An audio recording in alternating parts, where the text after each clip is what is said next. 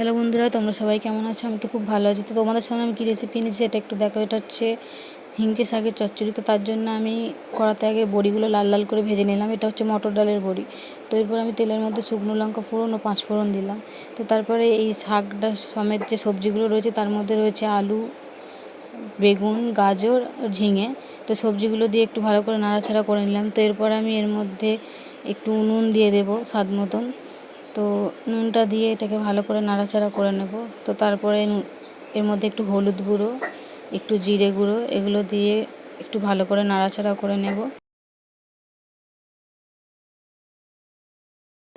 তো দেখো, এটাকে আমি একটু ভাজা ভাজা করে নিচ্ছি। তো এরপরে আমি যে জলটা দিচ্ছি এটা হচ্ছে সর্ষে বাটা ও আদা বাটার জল। তো এরপরে এইটা দেওয়ার পরে আমি এর মধ্যে যে ভেজে রাখা যে বড়িগুলো ছিল সেগুলোকে আমি ভালো করে দিয়ে দিলাম। তো ভালো করে এবার নাড়াচাড়া করে নিচ্ছি।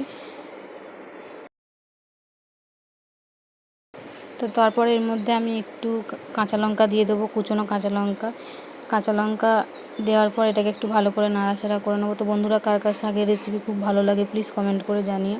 তো এরপর আমি এর মধ্যে একটু চিনি দিয়ে দিলাম। তো যাদের মিষ্টি পছন্দ করো না তারা চিনি নাও দিতে পারো। তো চিনি দিলে খুব ভালো লাগে খেতে এটা। তো তার মধ্যে আমি এবার একটু জল দিয়ে দিলাম। তো জলটা দেওয়ার পরে এটাকে একটু নাড়াচাড়া করে নিলাম।